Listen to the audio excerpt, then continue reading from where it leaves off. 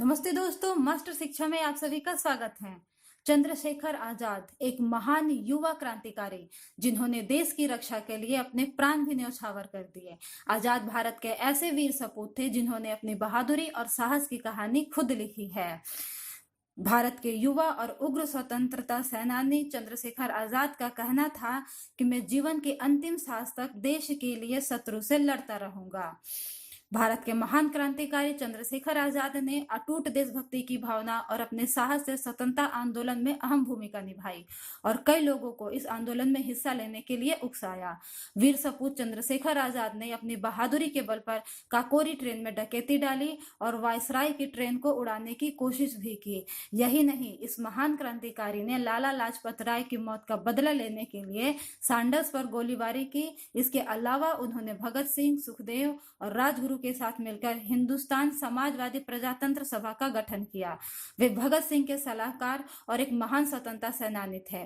चंद्रशेखर आजाद ने गुलाम भारत को अंग्रेजों के चंगुल से आजाद करवाने के लिए अपने प्राणों की आहुति दी थी। इनका जन्म 23 जुलाई 1906 को मध्य प्रदेश के भाभरा गांव में हुआ था। चंद्रशेखर आजाद का वास्तविक नाम चंद्रशेखर सीताराम तिवारी था।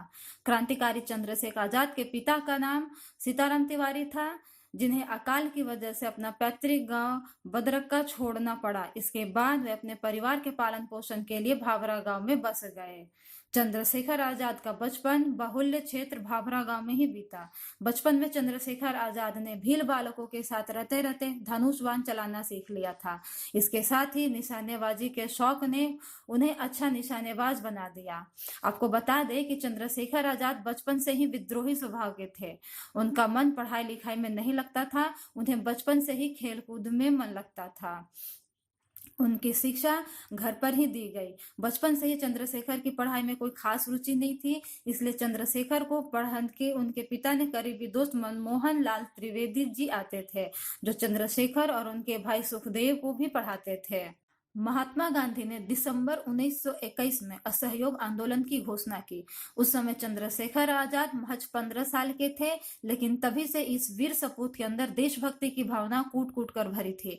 यही वजह है कि वे गांधी जी के असहयोग आंदोलन का हिस्सा बने और परिणाम स्वरूप उन्हें कैद कर लिया गया। जब चंद्रशेखर को जज के सामने लाया गया था, तब नाम पूछने पर चंद्रशेखर ने अपना नाम आजाद बताया था। उनके पिता का नाम स्वतंत्र और उनका निवास स्थल जेल बताया।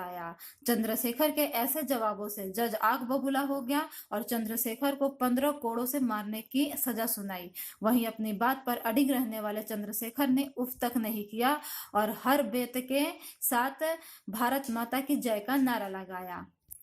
चंद्रशेखर आजाद का क्रांतिकारी जीवन 1922 में महात्मा गांधी ने चंद्रशेखर आजाद को असहयोग आंदोलन से निकाल दिया, जिससे आजाद की भावना को काफी ठेस पहुंचा और आजाद ने गुलाम भारत को आजाद करने के प्रण लिया। इसके बाद एक युवा क्रांतिकारी प्रणवेश चटर्जी ने उन्हें हिंदुस्तान रिपब्लिक एसोसिएशन के संस्थापक राम प्रसाद बिस्मिल्ला से मिलवाया। हिंदुस्तान रिपब्लिक एसोसिएशन यह एक क्रांतिकारी संस्था थी।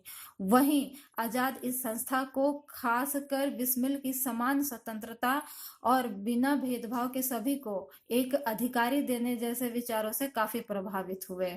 1925 में हुए काकोरी कांड इतिहास के पन्नों पर सुनहरे अक्षरों में वर्णन किया गया है। काकोरी ट्रेन की लूट में चंद्रशेखर आजाद का नाम शामिल है। इसके साथ ही इस कांड में भारत के महान क्रांतिकारी राम प्रसाद बिस्मिल, अशफाक उल्लाह खां, राजेंद्र नाथ लाहिड़ी और ठाकुर रोशन सिंह को फांसी की सजा सुनाई गई थी। आपको बता दें कि हिंदुस्तान रिपब्लिक एसोसिएशन के 10 सदस्यों ने काकोरी ट्रेन में लूटपाट की वारदात को अंजाम दिया था। इसके साथ ही अंग्रेजों का खजाना लूटकर उनके सामने एक चुनौती पेश की थी।